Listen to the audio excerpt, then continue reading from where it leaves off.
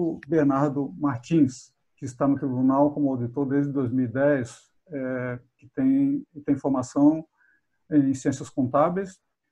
O Emerson Roberto Luizzi, também é auditor desde 1998, formado em ciências contábeis. O Juliane Schwantz, que é auditor do tribunal desde 2004, é bacharel em ciências jurídicas e sociais, mestre em direito, com especialização em gestão pública e está cursando uma especialização em gestão de políticas de saúde informadas por evidências. E o Leonardo Jorge Vitor Nascente Ferreira, que é auditor do tribunal desde 2009, também formado em ciências contábeis. Vai apresentar para nós a experiência de uma operação conjunta recente, desencadeada pelo tribunal, em conjunto com o Ministério Público Federal, o Ministério Público do Estado, a Polícia Federal e a CGU, denominada Operação Camilo. Nós temos cerca de 71 participantes, foram convidados vários setores da casa, a categoria em especial. Dado o número de participantes, eu não vou citar as autoridades aqui presentes. E vou passar diretamente a palavra para os colegas da equipe de auditoria para que façam a exposição da experiência. Sejam bem-vindos todos. E vamos lá, com a equipe. Quer começar, Léo? Buenas, boa tarde. Eu acho que, de repente, essa parte introdutória aí, o Juliane faz a abordagem para nós. O que tu acha, Gil? Ou tu queres que eu faça a introdução? Não, tranquilo, só faça. De repente, ele não está com a conexão fluida aí. Tá me ouvindo? Todo mundo conseguindo me escutar, me ver? Não? E eu? Estão me ouvindo? Eu escuto o Ferreira e o Juliane. Beleza. Estamos escutando. Vocês estão bem? Os dois.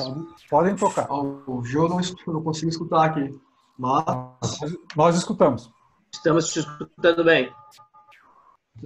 Mas o Gil vocês não estão escutando, né? Escutamos também. Não, escutou também. Só tu não me ouve, tia. Exatamente. E eu não escuto ele. Eu te ouço. Bom, mas ele está fazendo a parte introdutória, hein? Deixa eu ver. Não está fazendo. Quem sabe tu fazes a parte introdutória, já que tu está com o domínio aí da comanda. Exato. Aula, né? Exato. É melhor que você faça, Leonardo. Pode tocar. Então, vamos lá, pessoal. Assim, a apuração dos fatos, ela vem para nós da auditoria já de um bom tempo, né? Até antes de 2017. Eu não estava lotado ainda em Santa Cruz, aqui o pessoal já fazia o acompanhamento da política direcionada ao hospital ali. Deixa eu ver se passam os slides aqui. Naquele momento lá houve uma situação de troca da propriedade do patrimônio para o município. O hospital ele era gerido por uma associação de irmãs. E aí, então, o município acabou que adquiriu o prédio lá. Vamos ver se vai passar os slides aqui. Está passando aí? Está passando, Leonardo. Está passando. Tá. Então, ocorreu essa entrega aí, né? E o município acabou abraçando os serviços, então, os serviços da casa hospitalar ali. E ficou também com a obrigação de manter os funcionários que eram ligados à associação, né? Isso, vejam, é lá de 2014, aí, né? 2013, 2014. Até então que, através de uma reconstrução ali de gestão pública voltada à saúde, o município passou a ter gestão plena e assumiu o hospital assumiu um status de hospital regional, né? Não mais um hospital ali apenas local, e isso entrega ao hospital algumas características diferentes e um aporte mais majorado de recursos também. Nesse momento, lá por 2014, o município entregou a gestão à Fundação Getúlio Vargas, uma entidade também privada, né, que passou a administrar, então, o hospital. Aí percebam um detalhe importante para a nossa compreensão, é que em 2006 tivemos as eleições municipais, né, no país. E já em outubro de 2016, a gestão ali, os eleitos, já estavam se arregimentando para realmente assim implementar uma dilapidação dos recursos municipais em benefício próprio, né? Utilizando-se inclusive de lavagem de dinheiros. E esses elementos probatórios nos chegaram até bem mais agora, no momento recente, né? Não sei se está todo mundo conseguindo escutar aí bem. Sim, tudo certo, Leonardo. Pode tocar. Tá. Bom, quando o grupo político assumiu, o primeiro movimento deles que ficou incongruente ali foi uma forte pressão do prefeito para introduzir no hospital, que era então administrado pela Fundação Getúlio Vargas, o conjunto de funcionários ligados à sua campanha política, né? E houve um desconforto muito grande entre a gestão da fundação e o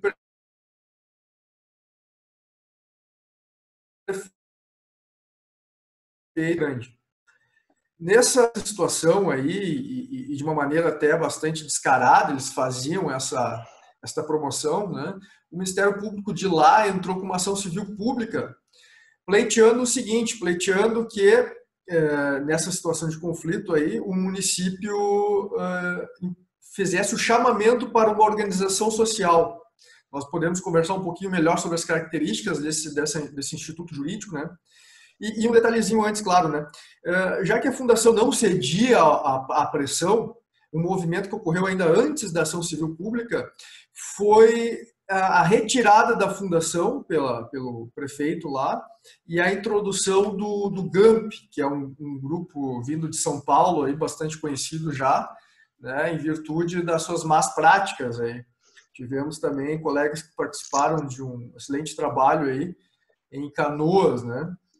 E lá estava o GAMP.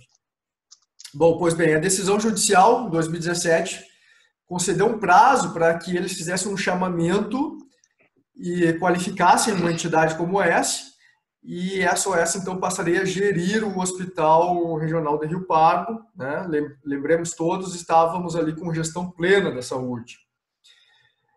Esse chamamento ocorreu, nós fomos verificar posteriormente, né, isso já transcorrido alguns bons meses, que esse chamamento tinha sido dirigido para a entidade que passou a administrar o hospital, que foi justamente a Abrace. Deixa eu só adiantar aqui.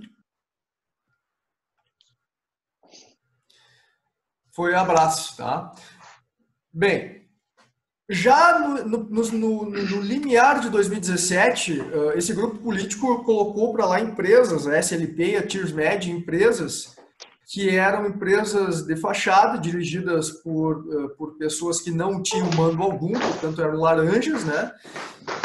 E que por trás dessas empresas estavam, vamos chamar tá assim... funcionando, né? Oi? Aqui no meu tablet está funcionando, você disse que não estava? Alguém entrou agora Entrou ficou agora. com o microfone aberto. Anderson, Então, você poderia fechar seu microfone? Obrigado. Então, já no limiar 2017, né, em terceirização de mão de obra, o prefeito e o procurador colocaram no município empresas que eram administradas por laranjas e os reais operadores, né, os chamados, assim, no linguajar da lavagem de dinheiro, os chamados doleiros, né, estavam fazendo a ponte para já os benefícios próprios da organização. Isto diretamente com o executivo, ainda não havia a conexão deste grupo dentro dos expressivos recursos públicos do hospital. Isso passou a ter lá com o GAMP, deixa eu voltar aqui rapidinho, né? Com o GAMP já houve a introdução dessas empresas, tá? E, posteriormente, ao final de 2017, a Abrace entrou em outubro de 2017, estas empresas foram para dentro do hospital, que era, então, gerido pela Abrace, né? No que nós intitulamos de quarteirização. Tá? A TIRSMED e a SLP. Basicamente, quarteirização de mão de obra para um variado grupo de subsistemas do hospital. Então, subsistemas de nutrição dietética, portaria e vigilância, de exames de radiologia, com técnicos em radiologia, profissionais médicos, manutenção predial, limpeza, higienização, sanitização, todos esses subsistemas de um hospital que demandam mão de obra foram entregues a estas empresas quarteirizadas, né? É importante que a gente tenha esta linha bastante clara, né? O município entrega, terceiriza a gestão do hospital para uma OS, né? Que seria a sua titularidade, esta gestão, e a partir daí a OS em vários subsistemas quarteiriza, sem nenhuma vantajosidade para o caso concreto. Ok. O Tribunal de Contas, em 2017, fez um trabalho de auditoria que desnudou já uma boa parte desse modus operandi, inclusive uma inovação naquela situação bastante rica nos nossos processos, é que o relator do processo, de ofício, né, porque até hoje ainda não é, nós estamos caminhando para isso, mas naquela época, de ofício, ele notificou os responsáveis documentais dessas empresas no processo de 2017, diante do trabalho de auditoria que foi feito, porque o trabalho deixou claro, né, vamos dizer assim, a condição desarrazoada que estavam essas contratações. Isto, então, em 2017. Quando findou 2017, já início de 2018, a Regional de Santa Cruz optou por aprofundar esses trabalhos, né? Até porque as notícias e os elementos probatórios já noticiavam a gravidade desta relação.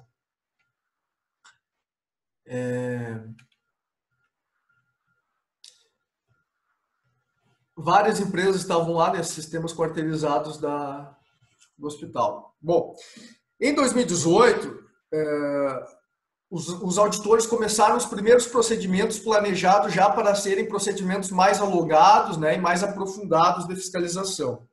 E já estavam dando mais riqueza aos contornos de irregularidade que já se tinham concretizado em 2017 na seara auditorial. Quando em 1º de abril, de 1º de abril a 5 de abril de 2019, nós fizemos uma auditoria lá para realizar o fechamento, então, destas conclusões. E chegou ao final de 5 de abril de 2009, nós estávamos convictos de que a situação mereceria a construção de uma força-tarefa. Estávamos todos ali convencidos de que esse seria a única ação pública capaz de combater com efetividade a organização criminosa que estava bastante desenhada para nós auditores ali. Isto porque, alguns pontos eu acho que já dá para ilustrar aqui, nós tínhamos ali 2 tutelas de urgências já que não tinham sofrido nenhuma efetividade, né? E hoje nós temos muita convicção de que é um instrumento bastante efetivo esse controle concomitante, mas isso já não surtia efeito. E também nós não tínhamos, dentro do nosso instrumental, né, capacidade de avançar para provas absolutamente fundamentais diante do contexto. Bom, neste exato momento, abril de 2009, nós realizamos uma articulação com a supervisão de auditoria, a coordenação e a supervisão de auditoria realizaram articulações para verificar essa estratégia, né? E nós, então, recebemos autorização para buscar o GAECO Saúde do Ministério Público Estadual. Fizemos o contato, o representante do GAECO nos informou que ele não tinha nada, não tinha elementos sobre o caso, mas que sabia que a Polícia Federal havia aberto um inquérito em junho de 2018, um inquérito que estava ainda muito incipiente, porque tinha sido baseado num denunciante, né? E este inquérito contava com alguns pedidos já de quebras de sigilo financeiro e contava também com um pedido de aporte da Controladoria Geral da União. E o representante do GAECO Saúde nos sugeriu uma reunião conjunta, então. Polícia Federal, Controladoria Geral da União, Ministério Público, né, do GAECO e nós ali do Serviço Regional de Auditoria de Santa Cruz. Fizemos a reunião, apresentamos, cada uma das instituições apresentou as informações que tinha, e a partir de então o delegado, né, oficiou o judiciário que tutelava a investigação e foi formalizada a força-tarefa que na época se chamava até a Covid, se chamou Invicta. Estava ali, então, formalizada a força-tarefa Invicta, com representantes do Tribunal de Contas, né, equipe de auditores do Serviço de Santa Cruz, a Polícia Federal, a Controladoria Geral da União e um representante do GAECO Saúde. Bom, pois bem, isso nós estamos em junho de 2019. É importante também colocar aqui que o valor, o recurso público entregue à Abrace por ano estava já passando de 30 milhões. Tá? Até um ajuste ali a ser feito, mas já em 2017 foi 30 milhões e assim, em 2018, 2019, mais de 30 milhões por ano. Bom, chega 2020 e nós temos, no limiar de 2020, a concretização, né, da pandemia, e neste momento nós já temos também, enquanto força-tarefa, um conjunto bastante grande de provas e um desenho muito claro do esquema de corrupção que dilapidava os serviços de saúde do Hospital Regional do Vale do Rio Pardo. Eu até peço aos colegas aí que, se tiverem já alguma observação a fazer.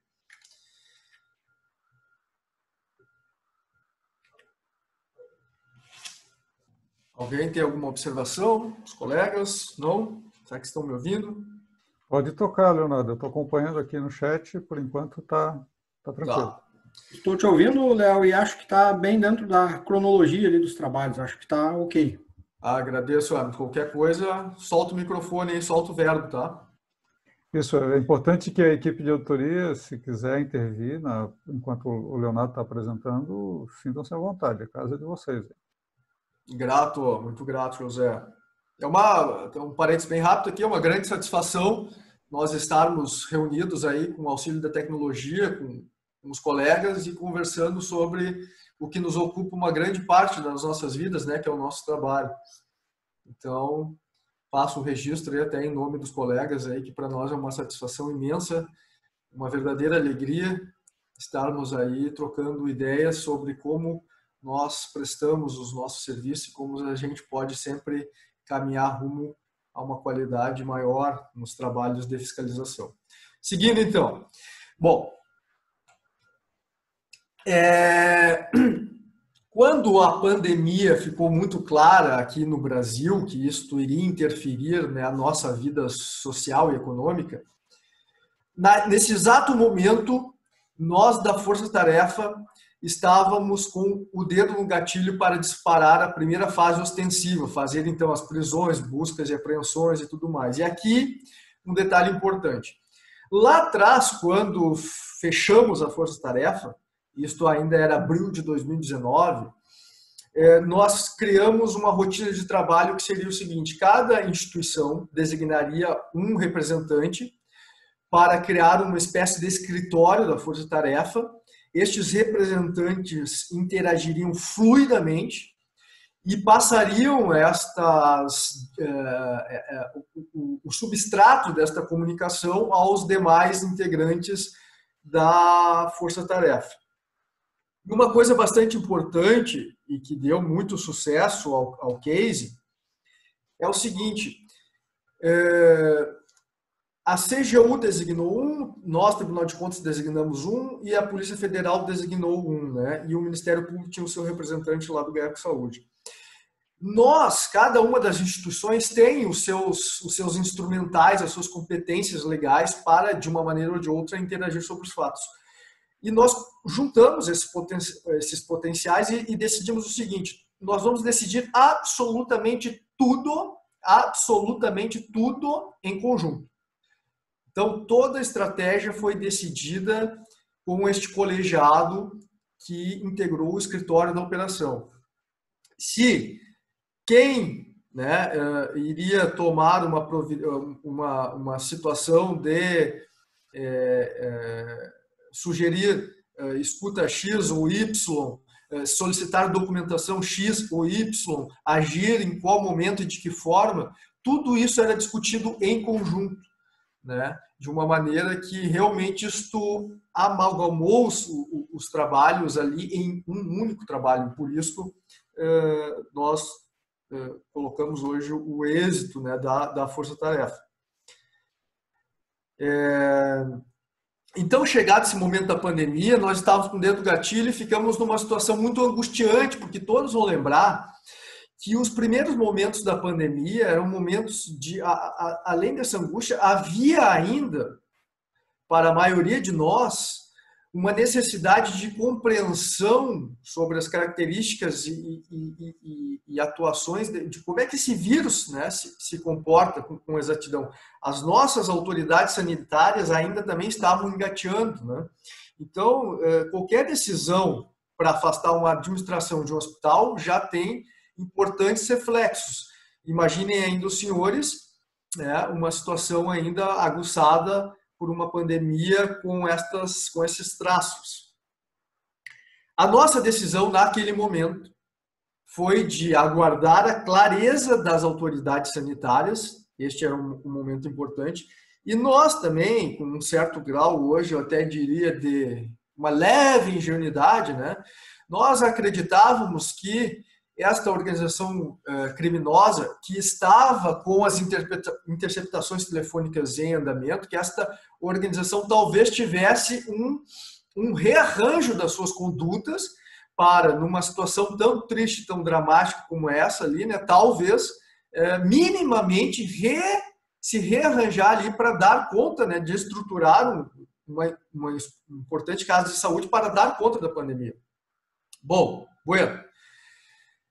Esta era as angústias ali que tínhamos nós todos integrantes da Força Tarefa. Lembro que nós, colegas ali auditores, né, conversávamos muito e bastante sobre isso e ponderávamos todas as consequências, imaginávamos todas as hipóteses, né, junto com os demais integrantes também.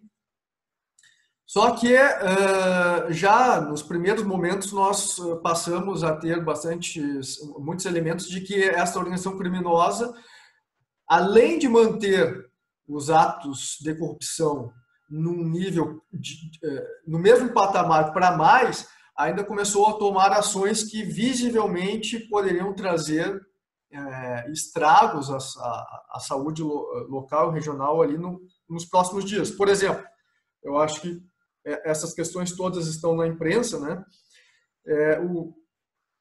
O presidente do hospital comprou EPIs com datas de validade vencida e distribuiu para os funcionários, né? Uma outra situação, eles estavam tocando uma obra de alvenaria para 10 leitos de UTI, sabíamos nós já, mantendo atos de corrupção sobre estas obras, né? E, além disso, não cogitaram em nenhum momento parar estas obras e transformar isto em leitos de UTI Covid, né? Um outro caso também, o prefeito fez a contratação da sanitização nas ruas do município e percebemos que eles fortemente tinham a ideia de fazer daquilo ali uma imagem política, sem se preocupar com o estoque de produtos químicos que eram necessários para a regular sanitização. Então, iam colocando água mesmo, né, apenas para passar a impressão de que estavam fazendo um bom acompanhamento da situação, né?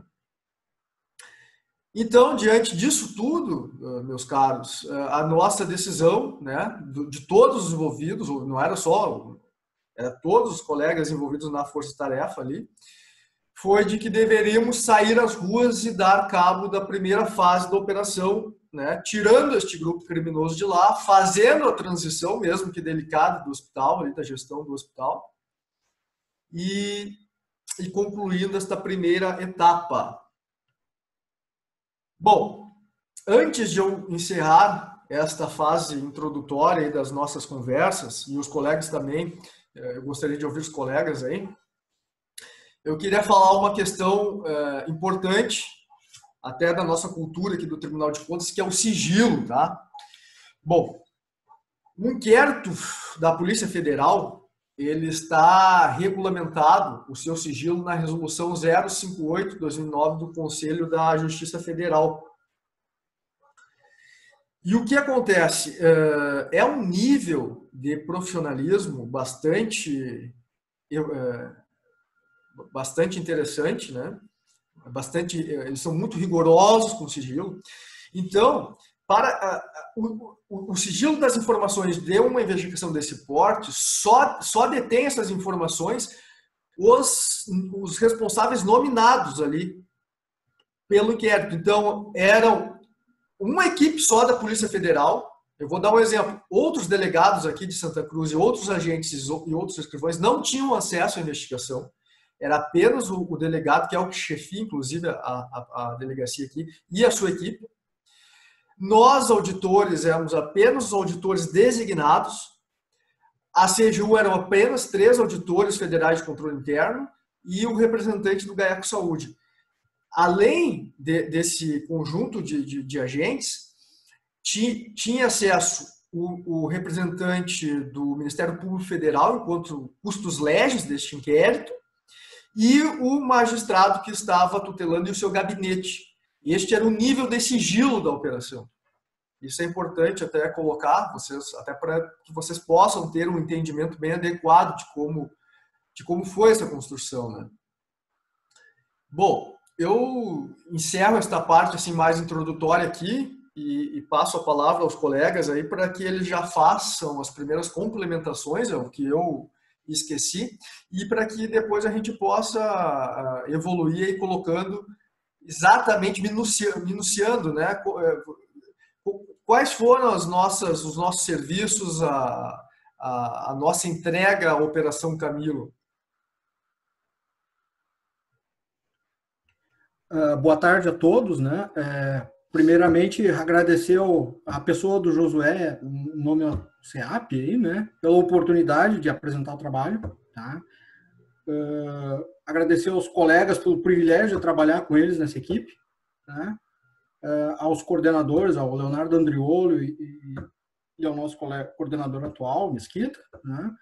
E sobre o histórico que o Leonardo acabou de colocar, acho muito bem claro assim, a condução da força-tarefa, e isso foi muito importante, né? À medida em que todos participamos, todos decidimos, todos compartilhamos, né? Em todas as etapas e todos usufruímos do resultado, né? E nesse sentido, né, penso que nós, Tribunal de Contas, de forma isolada nesta situação, não obteríamos um resultado deste modo, né? A levar uma reflexão nossa, por exemplo, quanto a uma cautelar, né, em um contrato desses, né, inviabilizaria talvez a atividade do hospital, né? Então precisou realmente de todo um entendimento do Ministério Público, Judiciário, para, como a gente diz no popular, trocar a roda do carro com ele andando, né? Operar um hospital não é uma situação simples, mexer num contrato que tem um número elevado de servidores não é simples, né? E nesse sentido, o feeling da força-tarefa, da necessidade de buscar outros apoios, da constatação da existência de os trabalhos paralelos já da CGU, né, da Polícia Federal, do MP, né, coincidiu, né, no êxito da operação. né? Então, nesse sentido, assim, eu reforço e reputo, né, como imprescindível o esforço do controle interno, né, do controle externo, desculpa, de atuar, né, de maneira integrada, né? Penso que nos falta isso, né, e que poucas vezes a gente vê uma atuação desta forma, até diria que no âmbito nacional, da participação tão integrada, né? Mas isso agora nós vamos colocar a partir dos resultados também e das perspectivas futuras, né? Então, a minha participação é agradecer, né, e dar essa colaboração a mais aí, ok? Que bosta. Obrigado, Emerson. Acho que o Amaury está com o microfone aberto aí, Amaury. Lembra de fechar. Tá. Mais alguém da equipe gostaria de se manifestar? Não, eu acho que as colocações foram bem feitas, né? Eu não teria nada a complementar. Obrigado, Eu voltei, eu fiquei fora e perdi praticamente toda a explanação do Leozinho, aí consegui voltar no finalzinho. Puxa, isso aí. Mas na linha, para não ser repetitivo, assim, para não pecar pelo excesso, vamos dizer assim, né? E na linha do que o Emerson acabou de mencionar, nós estivemos lá, eu e o Emerson, em 2016, né, Emerson, fazendo auditoria, e no primeiro ano da gestão, né, da atual gestão, né, do prefeito que acabou preso aí, né, por conta da operação. 2017 nós estivemos lá. E antes disso, 2015, acho que o Felipe está aí também, eu vi o Felipe Schitz, ele esteve lá também, nós estávamos monitorando justamente essa transição, né, porque a prefeitura adquiriu um complexo hospitalar lá e havia muitos problemas de levantamento patrimonial, de avaliação, que era algo essencial lá para essa pactuação. Mas, enfim, o que eu queria dizer é que nós chegamos num limite de atuação ali, por quando nós conseguimos, por exemplo, com o apoio todo do CGEX ali, nós conseguimos demonstrar que as empresas, duas empresas que foram contratadas nos primeiros dias de 2017, mediante dispensa de licitação, com aporte de milhões ali nos primeiros dias, elas foram constituídas 10, 15 dias após as eleições.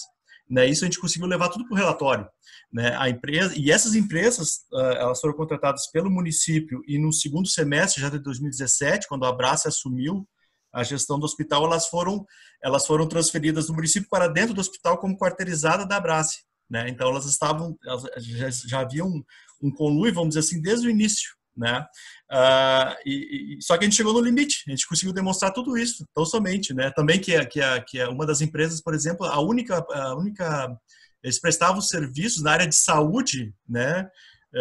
Ou seja, foi constituída ali em outubro e a única prestava serviço tão somente para a Prefeitura de Rio Pardo. Né? Isso tudo a gente conseguiu demonstrar. Mas aí bateu no nosso teto, né? A gente não tinha mais como ir ali. A gente sabia, era óbvio que tinha algo grave acontecendo ali, mas a gente não tinha como acessar. Né? E foi só por meio... No planejamento para 2018, né, a gente tinha a ideia de que essa empresa continuaria em Rio Pardo, né, no executivo. E o que aconteceu? Com a escassez de recursos financeiros do executivo, eles migraram para onde o recurso era certo, porque em torno de 2 milhões e 300, 2 milhões e 400 ao mês, o Estado aportava junto ao Hospital de Rio Pardo. Então, essas empresas saem do Poder Executivo, que estava atrasando folha de pagamento, que estava com uma série de dificuldades, e vai para um porto seguro, terceiriza serviços dentro do hospital. Né? Então, o que aconteceu? Nós notamos que os contratos no Executivo se esvaziaram, né? E que eles passaram a ser demandantes de serviços dentro do hospital, que era onde estava o recurso. Então, por isso, né, no planejamento, na época, eu e o Adroaldo, a gente centralizou, não, o nosso trabalho em Rio Pardo é olhar este contrato. Né? Vamos aprofundar este exame. Né? Então, acho que isso coloca bem a situação de como nós chegamos lá. Né? E que foi já bem colocado também pelo Leonardo, né? Mas assim, com um pouco mais de detalhamento, foi nesse sentido que a gente chegou lá. Né? Quando a gente começou a perceber que, além de ter Gil, migrado, deixa o teu áudio ligado que eu não te escuto, né, aqui no tornaram-se bastante caros. Né? Então, a gente tem sobre preços. Beleza. Taca ali, ficha. Vou deixar ligado. Valeu. Tá, Bruno, acho que se tu quer colocar alguma complementação ali. eu acho até desnecessário, não sei depois no chat se vai ter questionamentos e tal, eu acho que de repente dá para explicar depois, né, alguma coisa. Vamos adiante, então. Beleza? Léo, se você quiser continuar a exposição. Tá bem. Tá conseguindo me ouvir aqui, Gil, pelo WhatsApp? Não, eu te ouço pelo chat. Tá, eu aqui não te ouço só, então. Mas eu vou deixar conectado, qualquer coisa me dê um grito aí. Bom, vamos fazer um recorte aqui, colocar as contribuições dos auditores na fase prévia da deflagração, portanto, ainda no procedimento eminentemente investigatório. Deixa eu passar os slides aqui.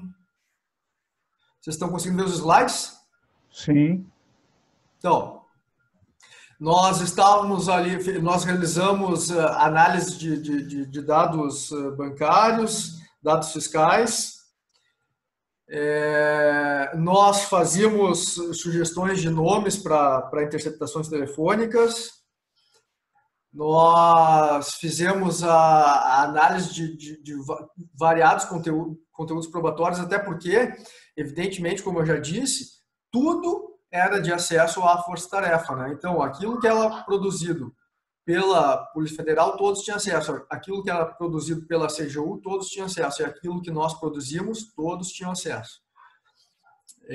Nós fazíamos um expediente de comunicação rápida para fins probatórios que nós nominamos de gerações de conhecimento, né? Eram informes rápidos técnicos dos auditores, nossos aqui, entregues à força-tarefa.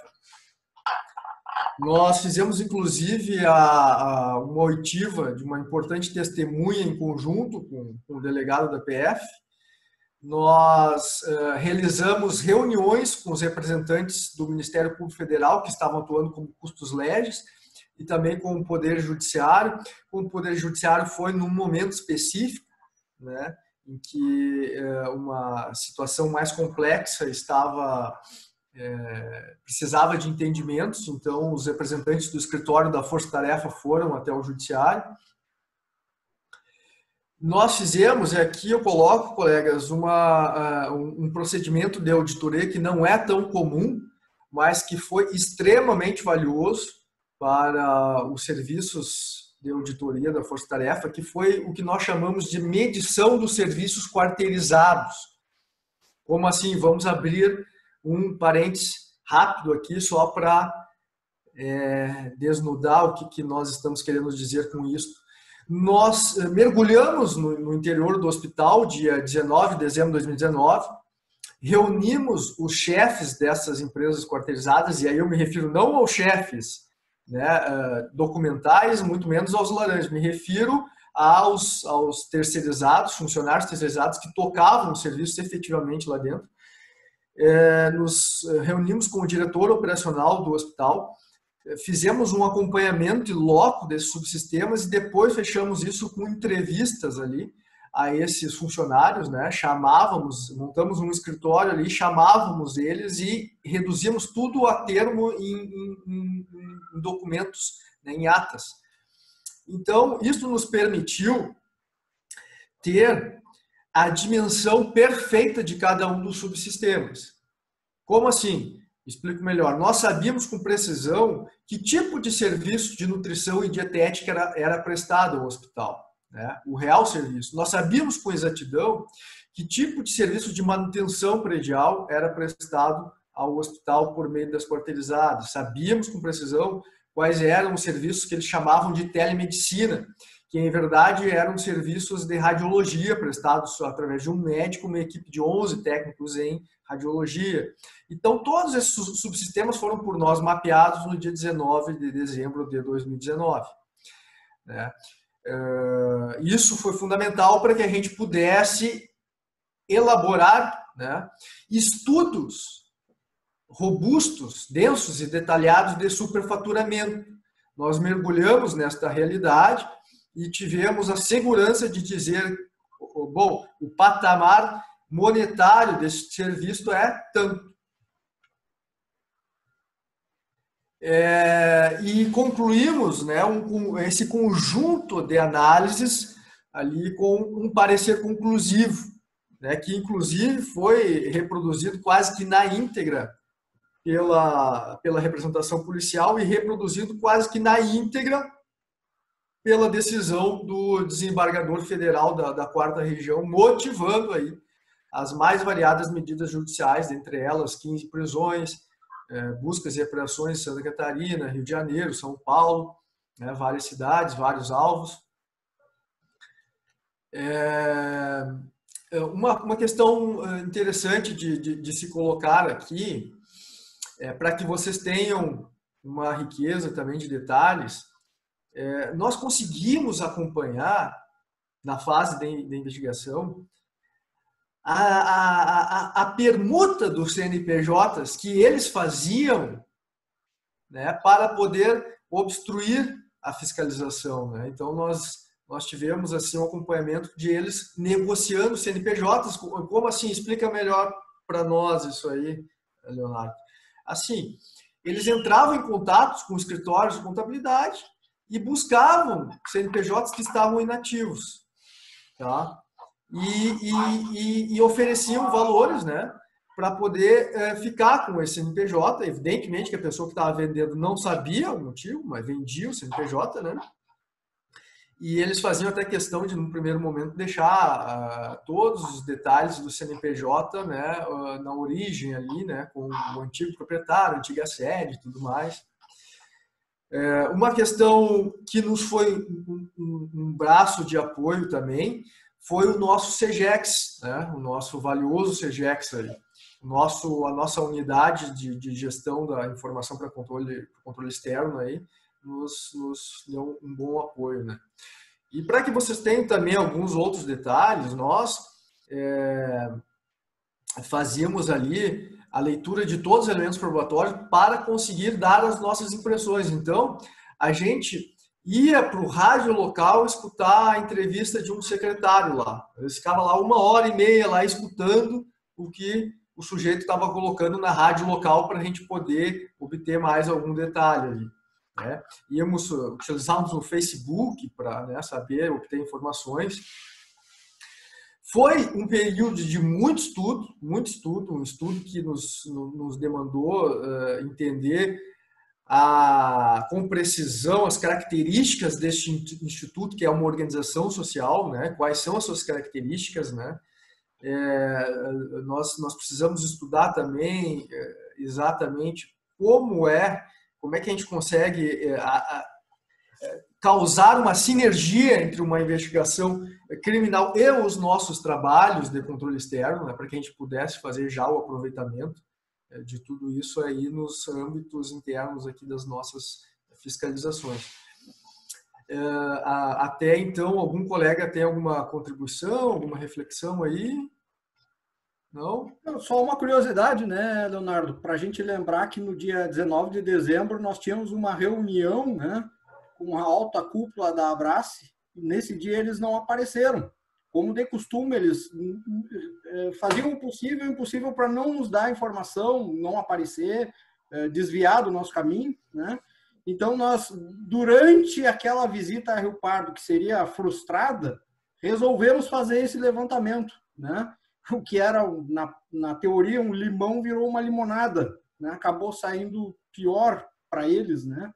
Então, o trabalho acabou sendo melhor para nós do que uma reunião onde a gente provavelmente não ia obter as informações que a gente levantou de outro modo, né? É uma bela observação aí, né? Nós tínhamos lá... Leonardo, só fazer uma pergunta, posso fazer? Posso falar? Fala, vamos lá, João. Quando vocês queriam requisitar uma informação que ia comprovar que vocês tinham descoberto ali uma irregularidade, e ele se negava a fornecer essa informação, ou seja, um documento, um comprovante bancário, o que vocês faziam? Bom, assim, nós estávamos com a força-tarefa em andamento, né? Então, eventualmente, nós tentávamos obter aqui e acolá algum elemento, né? E claro, eles fazem assim toda uma estratégia de como atender essas requisições aí. Posso te assegurar que muitas coisas a gente deixava passar em branco, né? Porque sabíamos o propósito até não era obter ali, né? Aquela informação de pronto ali, né? Então, nós tentávamos de vários lados, assim, no nosso linguajar da auditoria, né? Mas não íamos também, assim, não avançávamos o sinal, digamos assim, a gente não tentava, se eles se negavam, fizessem assim, alguma encenação e tudo mais, né? A gente tinha ciência disso, né? E deixavam as coisas acontecerem. Mas tudo isso era pensado na nossa estratégia aí, né? É isto? Sim, Léo. Sim, depois pergunto de novo outra coisa lá. Pode continuar. Tá bem. Então, o dia que o Hermes falou, nós tínhamos lá uma reunião com o presidente do hospital e o supervisor. E eu acho que tinha mais alguém também, não me recordo agora. Mas o fato é que eles não compareceram ao nosso combinado ali, né? Mas aí estava lá o gerente operacional lá e nós acabamos ficando com campo livre para poder trabalhar. Bom, outro ponto importante é o seguinte, meus caros. A contribuição dos auditores no cumprimento dos mandatos. Primeira coisa, todas as instituições têm problemas com o efetivo, com o contingente, né? Precisam de pessoal para, numa situação como essa, que o número de agentes é estratosférico, né? Todas as instituições parceiras precisam contribuir de algum modo. Então, nós, do Tribunal de Contas, fomos a campo com 8 colegas, 8 espíritos livres aí, conscientes do Covid, né? Mas tomados ali de valentia, ali, se propuseram a sair a campo no dia da deflagração, né? Outro ponto bastante relevante é que os alvos nos quais nós, auditores de controle externo, fomos, eram alvos que, evidentemente, né, estavam planejados para serem alvos ricos ali na oferta de provas que dizem muito interesse a nós, Tribunal de Contas. Tá? Nós temos ali, vamos chamar assim de doleiros, né? Não se comparam ao IUCEF, mas são doleiros ali, que mantêm o modus operandi, a forma de atuação com vários contratos públicos, que são de nossa competência da auditoria de controle externo, né? Então, nós escolhemos esses alvos aí com bastante critério. Outra questão muito relevante, os auditores, eles realmente coordenaram a busca e apreensão dos seus alvos. O que é isso? Explicando melhor. Eram os auditores que faziam a seleção dos elementos que seriam coletados para depois para uma análise posterior, né? E vejam, esta é a segunda força-tarefa neste modal que eu participo nesses 11 anos e meio de tribunal. A primeira foi a carga pesada. Eu posso assegurar para todos que esta participação neste momento é absolutamente fundamental. Porque quem conhece a investigação e quem lida com auditoria sabe muito bem, na hora de coletar a prova, aquilo que vai trazer um maior valor agregado. O ponto nevrálgico nesse caso aqui é o seguinte: se por um lado você pode trazer tudo que tem lá, né, deixar só as paredes, quase isso, evidentemente que não é bem nesses termos, mas é quase isso, é absolutamente desvantajoso para a investigação você trazer elementos que não vão ser úteis. E esta análise, eu asseguro para vocês, ela é muito mais facilitada para um auditor, e ainda mais os auditores que têm o briefing, que têm informações estratégicas passadas ali, do que para outros agentes, inclusive policiais, que não detêm essa caminhada, esse know-how, né? Isso, e inclusive, Os elementos que nós, daqui a pouco o Hermes até vai falar aí dessas questões, mas os elementos que nós trouxemos são elementos que depois corroboraram muito os casos e impactaram em excelente grau a manutenção das prisões que foram convertidas de prisões temporárias para prisões preventivas, né? Nós trabalhamos arduamente em cima desses materiais aí, e isso acabou ajudando muito nesse momento. Outro ponto muito rico da participação neste momento. Nós trabalhamos na elaboração e na revisão do que a polícia chama de quesitação. O que é isso? Uma vez que são presos os alvos, são convidadas, né, hoje não se tem a condução coercitiva, são convidadas pessoas a darem o seu testemunho. Outras pessoas vêm espontaneamente. O que acontece? É fundamental que as múltiplas equipes que estejam lá conduzindo as oitivas tenham quesitos afinados com os propósitos da investigação. Porque senão, o sujeito chega lá, o delegado chega lá, a sua equipe chega lá, né, tem lá um alvo, e aí é feito um perfil desse alvo, mas ele não vai conseguir extrair desse alvo elementos ricos para os objetivos da investigação.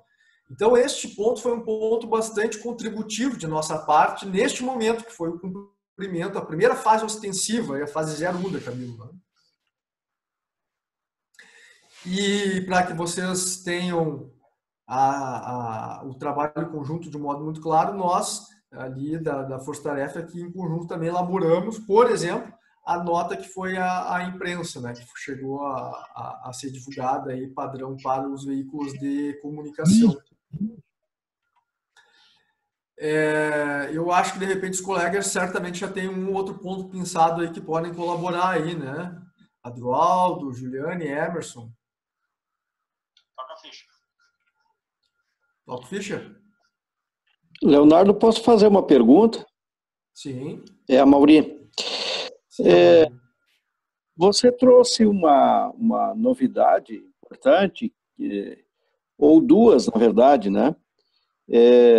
A participação na busca e apreensão, isso me parece bastante razoável, você explicou as razões e a contribuição que os auditores podem apresentar.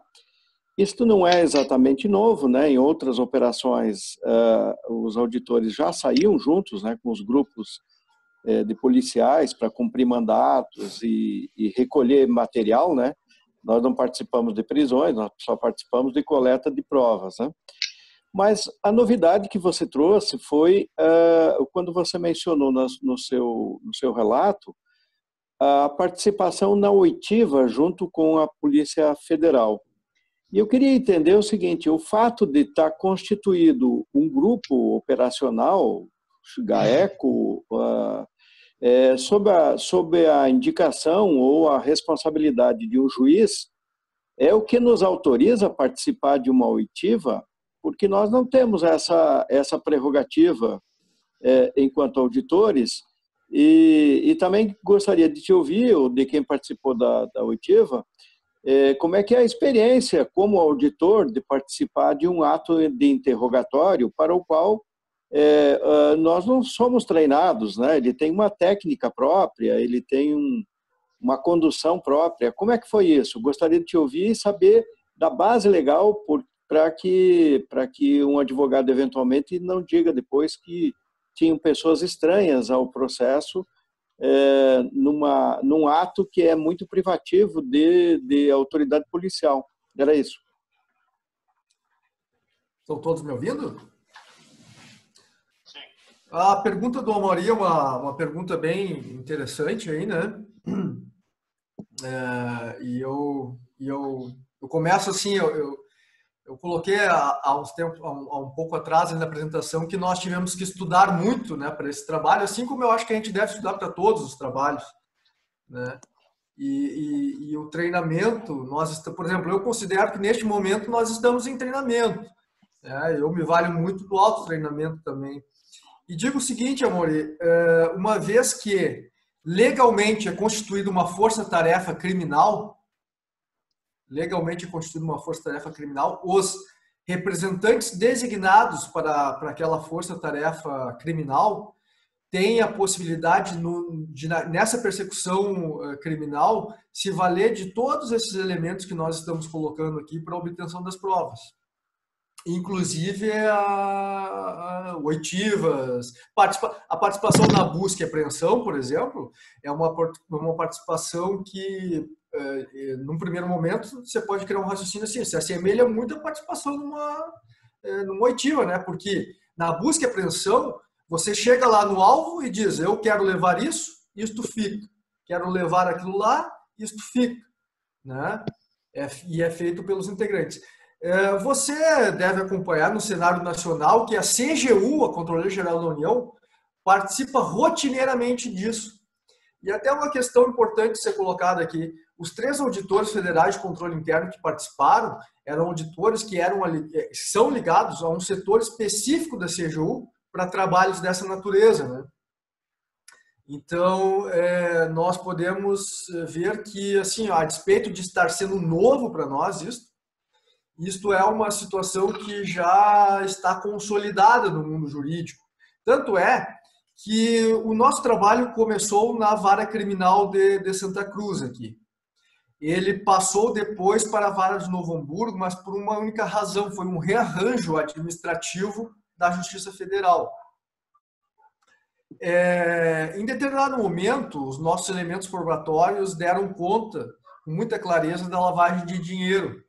E isso atraiu competência para a 11ª Vara da Justiça Federal de Porto Alegre. Portanto, migrou novamente para um outro juízo. Né? E quando o prefeito acabou sendo envolvido de modo muito claro nos fatos, uma nova migração de competência houve para o Tribunal Regional Federal da 4ª Região, sendo sorteado o desembargador Thompson Flores. Em todos estes momentos, os atos da força-tarefa estiveram sob revisão judicial. Né? Em nenhum momento eles foram invalidados e eu posso te assegurar que, pelo menos desses que eu estou narrando aqui, não há chance dos réus vingarem uma posição jurídica que avente nulidade por uma situação como dessas que eu estou narrando aqui. Um complemento, né? A nossa participação, eu e o Leonardo presenciamos essa oitiva, né? Ela foi no sentido de ouvir uma testemunha. Né? Então, era uma prova testemunhal que estava sendo coletada, né? Na qual nós auxiliamos com questionamentos que até são muito parecidos com o que a gente faz em auditoria. Né? Só que, claro, mediante uma inquisição policial, uma outra força. Exato. Então, assim, são, vamos chamar assim, de técnicas de investigação, né, que não são propriamente novas para o mundo da persecução criminal, porque o mundo da persecução criminal já se vale de um apoio bastante grande desta natureza, mas eu tenho essa certeza, claro, é novo para muitos de nós, né?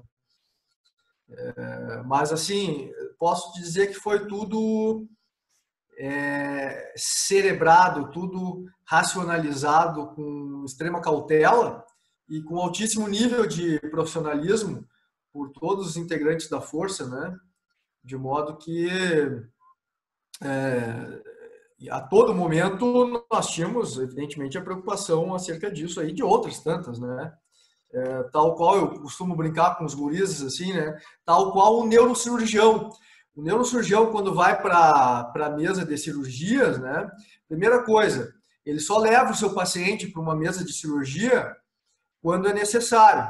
Né? Você não leva um paciente seu para uma mesa de cirurgia se existem outros tratamentos menos invasivos, né? Ou que de menor risco. Bom, e uma vez que você está lá na mesa de cirurgia com o crânio do seu paciente literalmente aberto, né? Você tem que tomar algumas decisões que são difíceis, mas que espera-se que você esteja preparado para elas, né? Então, eu ilustro assim estes exemplos. Não sei se mais alguém tem alguma pergunta nesta linha.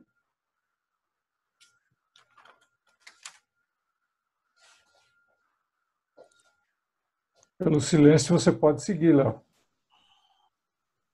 Bom, então vamos ali para as contribuições agora, nesta fase posterior à deflagração.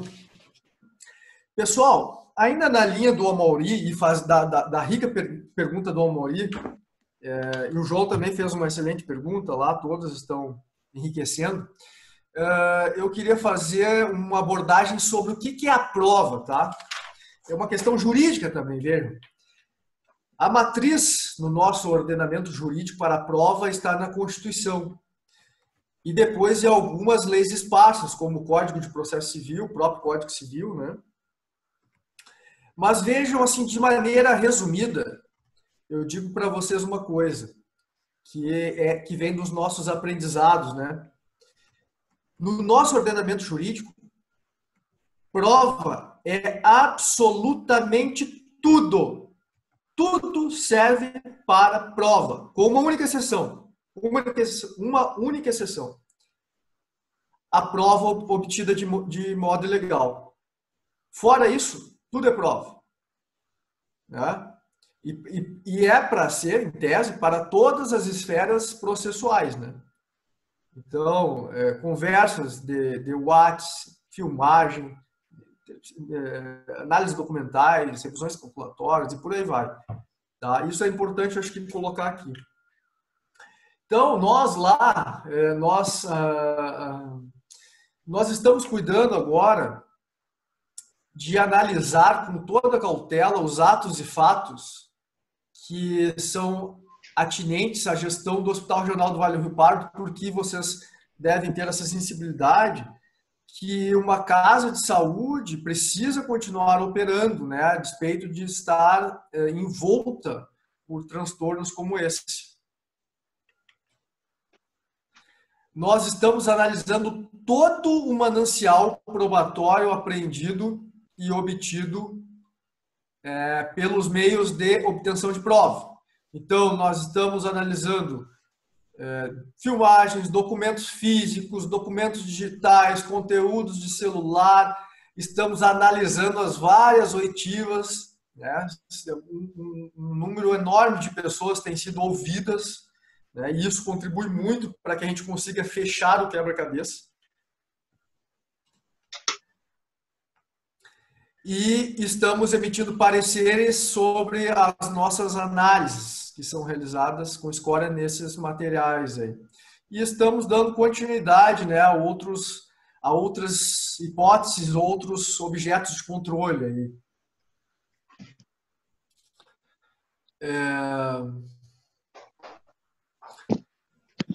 Bom,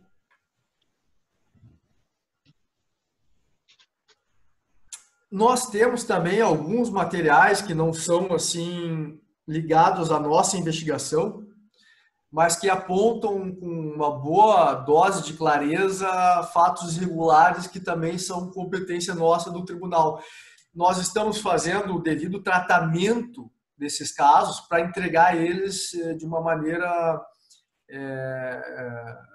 proveitosa, né, para outros serviços de auditoria. Nós estamos planejando uma auditoria de propósito específico de 15 milhões, que é justamente sobre esse valor que foi desviado. Estamos planejando uma auditoria de propósito específico sobre outros 30 milhões. E aqui um parênteses. No período que a Brás esteve à frente do hospital, mais de 60 milhões de reais foram geridos por ela. Na verdade, até mais, mas do período da investigação, que é outubro de 2017 até final de 2019, a Brás geriu um pouco mais de 60 milhões de reais, tá? Agora faça uma conta. Até maio, Leonardo. 74 Quanto? Milhões. 74 milhões? Isso aí. Aí pega 2020, né? Tá. Bom,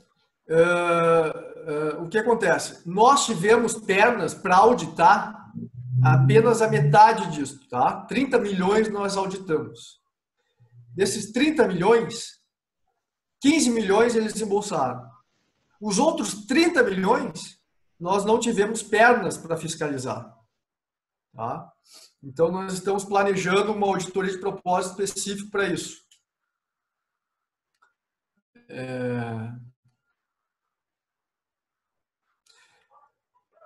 Estamos fazendo ali um monitoramento do hospital, né? E uma curiosidade aqui, tivemos uma reunião ontem com o interventor e ele, aqui no Hospital Regional do Vale do Rio Pardo, é um hospital de 99 leitos. Mas um hospital que ocupa, na verdade, não mais do que 60 e poucos leitos. Tá? 66 leitos é a média por ali. Inclusive, tem momentos que está com 50 leitos só. Ele administra um hospital em determinada cidade do estado com mais de 200 leitos. Eu não quero dar um chute equivocado aqui, mas é mais de 200 leitos. Tá? 250. 250, isso aí. E inclui procedimentos de alta complexidade, que este hospital aqui, objeto da investigação, não tem. Tá?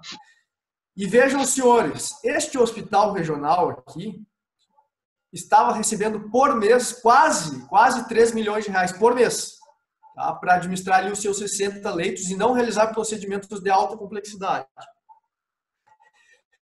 Ele recebe nesse hospital para administrar os seus 250 leitos, incluindo procedimentos de alta complexidade, ele recebe por mês em torno de 1.400.000, 1.500.000, né? Eu acho que é isso aí. Então vejam a diferença. E até, Emerson, depois não esquece de falar da questão dos imóveis ali, da nossa análise na apreensão, né? Esse é um benefício ali daquela análise dos documentos ali, né?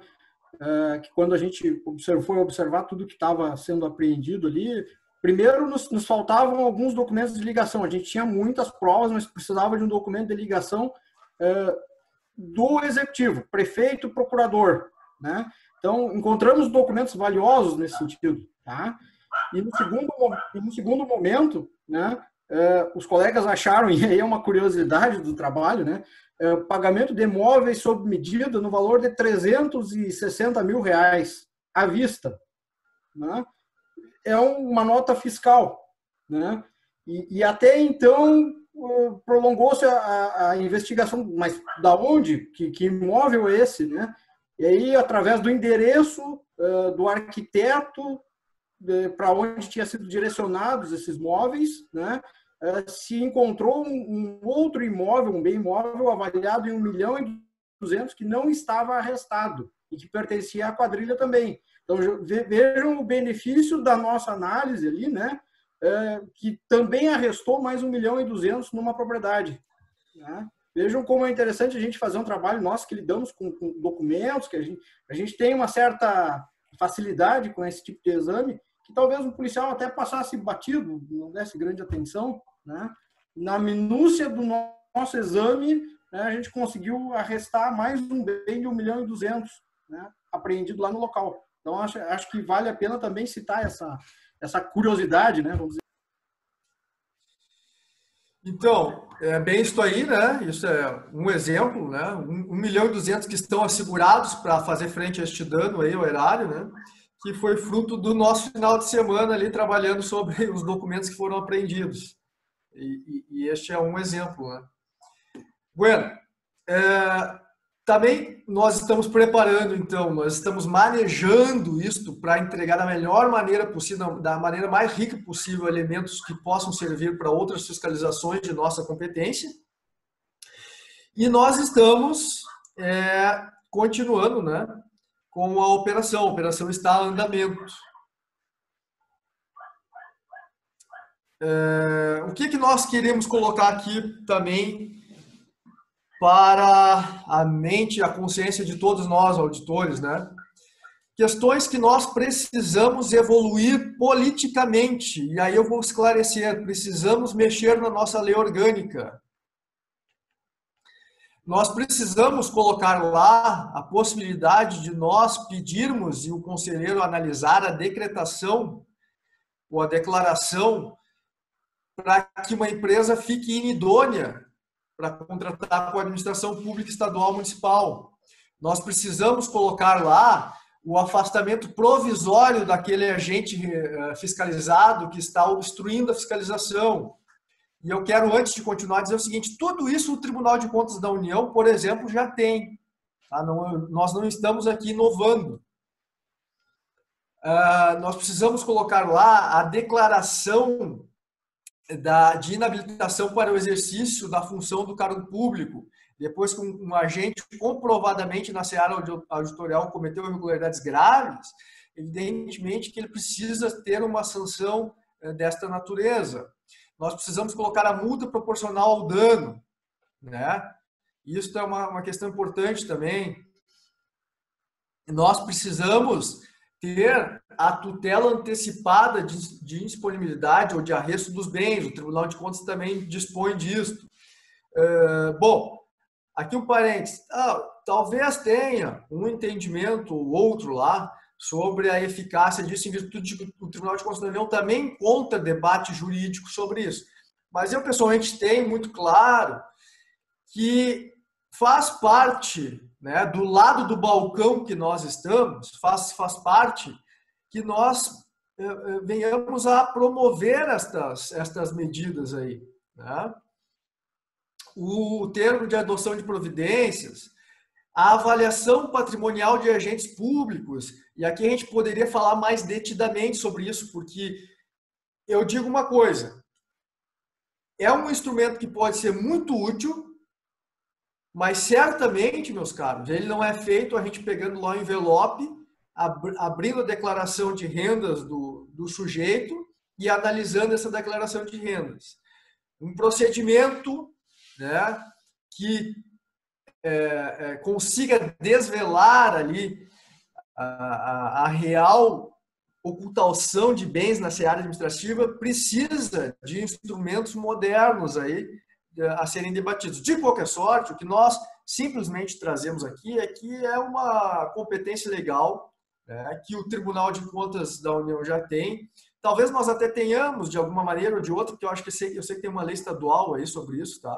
Mas, de qualquer sorte, é um mecanismo muito rico de controle e que, sim, precisa ser bem utilizado, evidentemente, tá?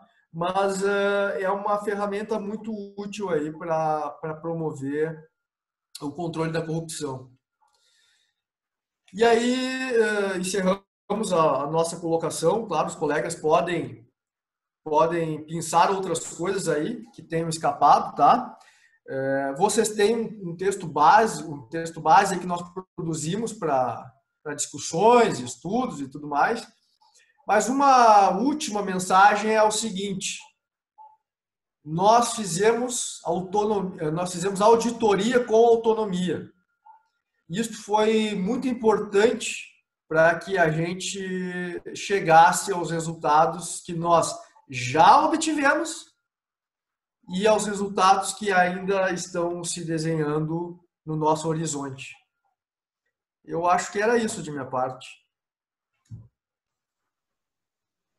Os demais colegas da equipe gostariam de acrescentar alguma coisa? Sim, só respondendo ali o questionamento que o colega fez a respeito das requisições, né, quando eles se recusavam a prestar informações, né. Inicialmente, lá em 2018, nos primeiros meses, a gente tinha o costume de ir seguidamente no hospital. Uma vez por mês, uma vez a cada 3 semanas, a gente ia presencialmente lá, nesse intuito, né, de fazer uma pressão, né, de forma amigável sempre, né, a gente nunca botou o pé na porta, né, a gente sempre manteve o diálogo, né, e aos pouquinhos, a cada visita dessas, a gente ia conseguindo uma informação aqui, outra ali, e foi montando, né, foi conseguindo montar os diversos custos, né, dessas empresas quarteirizadas. Então, Rio Pardo é próximo aqui de Santa Cruz do Sul, né, então a gente adotou ali no início essa estratégia, né, de presencialmente fazia a requisição e depois ia lá buscar essas informações e tal, e fazia um diálogo bastante próximo, né, com a direção do hospital, né. Obrigado, Eduardo. O Emerson e o Juliane gostariam de destacar algum ponto a mais, antes de a gente passar para os questionamentos? Não, acho que, da minha parte, acho que a colocação o trabalho está bem apresentado pelo Léo, pelo material que está ali, né? E agora sim a gente vai respondendo os questionamentos que vierem. Agora eu passo para o Gil aí. É isso aí. Vamos colocar já a palavra aí para os colegas, quem quiser perguntar alguma coisa. Pode falar, José. Pode, Leonardo, e na sequência eu vou também apresentar um questionamento que tem aqui no chat, mas com a palavra, Leonardo. Só pegando o gancho das últimas duas manifestações, né, do Léo, que fala da autonomia, e combinando ali com o que o Aldo comentou, que eu acho que esse é um trabalho assim que só foi possível, claro, pela competência dos colegas, né, sem dúvida, mas porque se teve a condição de trabalhar com flexibilidade e autonomia.